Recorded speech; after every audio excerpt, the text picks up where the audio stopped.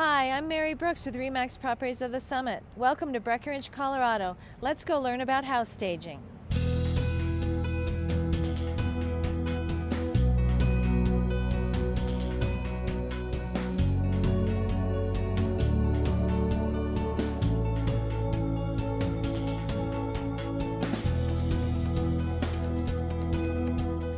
I became a practitioner in 1988. I moved to Denver from Massachusetts. I became a realtor stager a couple years ago. It's through the ASP certification, so you go through a course and then you get certified after that. I decided to go for the designation just to set myself apart from other people. I like doing the artsy sort of thing, and I thought it would be a nice little piece to my business. With really no money, people can change the look of their home and present it well to a buyer. Because when someone walks through the door, their first reaction is usually a yes or a no. When you live in a house, it's a home. When you are selling a house, it's a house. You want the home to look as though it's not lived in. People can't look past the clutter and the dirt and the overcrowding of the room. All they can see is that it's a small room. So you want to remove all the knickknacks. You really don't want that much on the walls. You want everything neutral. Make sure that the carpets are cleaned so that they're in good condition. And you really want to move out a lot of the furniture. So what I would do to stage this room is get rid of all the old magazines, the newspapers here on the floor.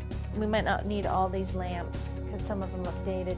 Move some of the extra chairs that you don't need. We want the room to look really open and spacious. Now this is a family room, and so what I'm going to do is move the bookshelves so that we get more light in here. Because with this bookshelf right here, it looks very small and dark. We're going to move the twin beds out so that we just have the bunks in the back.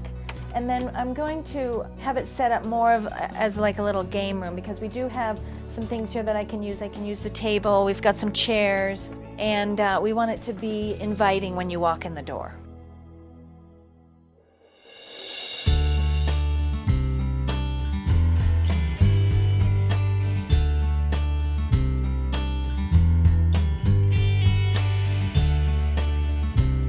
I made the beds so that they looked cozy and inviting, and put a bunch of lamps around to give it light in the room.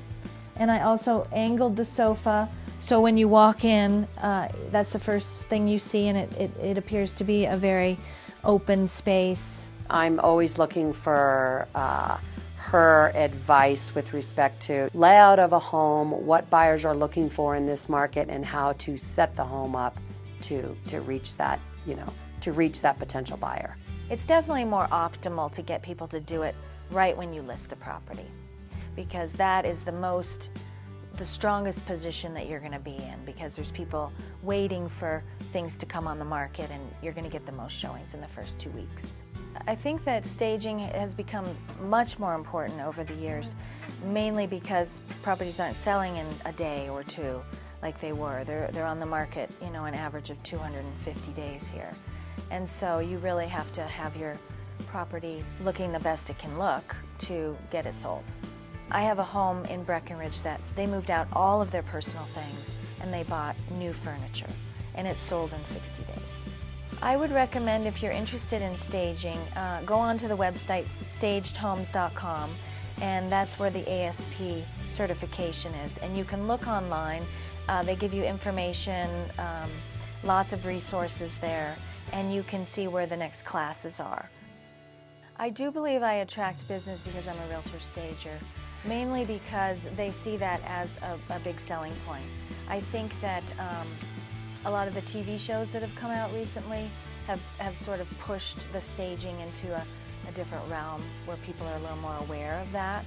And so I think it is really important when you walk into a property and it's not in showable condition, you have a little more credibility with the seller, where they say, oh, you're a professional, you know what you're doing.